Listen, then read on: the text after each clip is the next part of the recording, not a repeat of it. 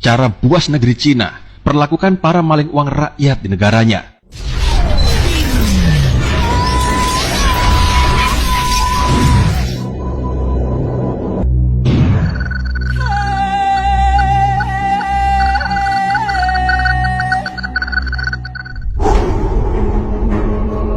Suatu fenomena yang dinamakan korupsi merupakan perilaku manusia yang menyimpang, yang dapat membahayakan masyarakat dan negara.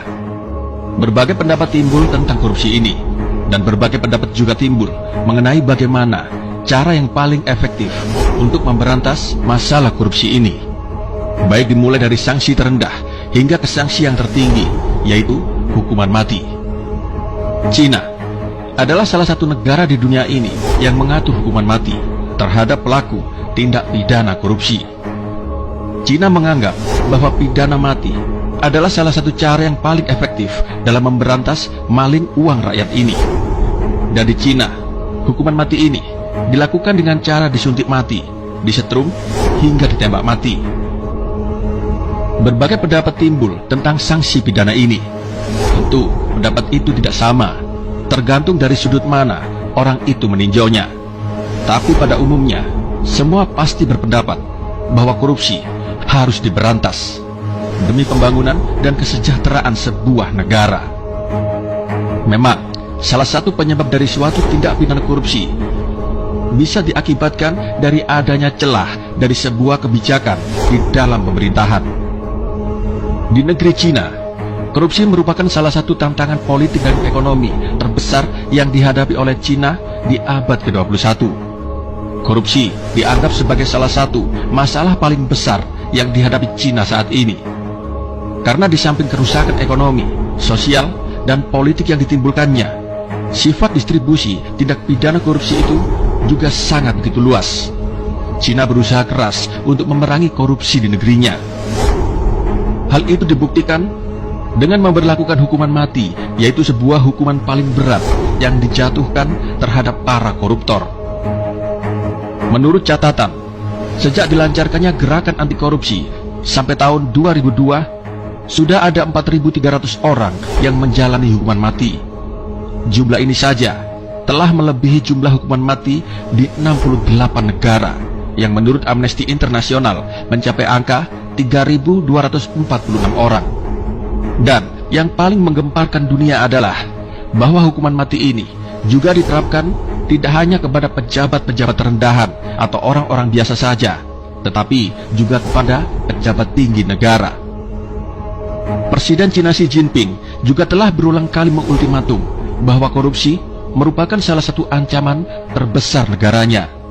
Dan walau negeri tirai bambu ini banyak menuai kritikan dari berbagai kalangan, tapi langkah Cina ini sudah menghantarkan Cina menjadi salah satu negara dengan tingkat korupsi paling rendah di dunia.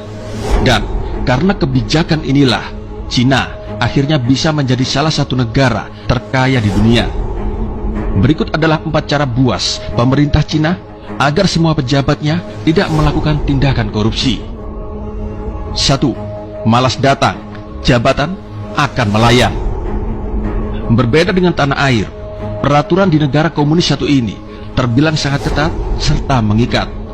Di Cina, kita akan jarang menemukan pejabat yang tertidur saat sidang.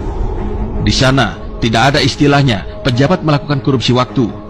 Sebab, sampai ditemukan adanya kinerja yang menurun atau kedapatan bermalas-malasan, maka pemecatan bisa dengan mudah dilakukan. 2. Studi tour ke penjara bagi calon pejabat. Satu hal yang unik dari negara tirai bambu ini, setiap calon pejabat yang hendak memulai tugasnya akan mendapatkan kunjungan ke penjara. Aturan tersebut adalah wajib hukumnya, agar calon pejabat tahu bagaimana keadaan para perampok uang rakyat yang menderita di penjara.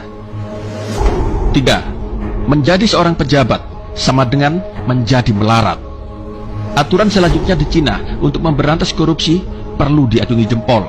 Jika di Indonesia para pejabat mendapat fasilitas super mewah, berbeda dengan Cina yang malah tidak diberikan fasilitas apapun.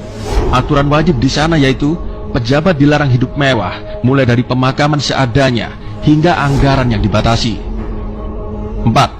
Berani korupsi, nyawa taruhannya. Sudah menjadi rahasia umum bahwa Cina memberlakukan hukuman mati bagi para perampok uang rakyat. Meski sudah ada 3 aturan di atas, ternyata pejabat di sana masih juga belum jerah. Oleh sebab itu, pemerintah Cina memberlakukan aturan ini. Eksekusi mati pun dilakukan dengan berbagai cara, mulai dari ditembak, digantung, hingga disuntik mati. Anda pemerintah Indonesia juga mau mengikuti jejak kebijakan negara Cina ini. Penulis yakin Indonesia akan lebih cepat menjadi negara adidaya, bukan hanya dalam sektor ekonomi, tapi adidaya dalam semua lini. Bagaimana pendapat Anda tentang hukuman mati yang diterapkan negeri Cina ini? Tulis jawaban Anda di kolom komentar. Salam Jokowi tambah periode, salam NKRI, dan salam dari rakyat jelata.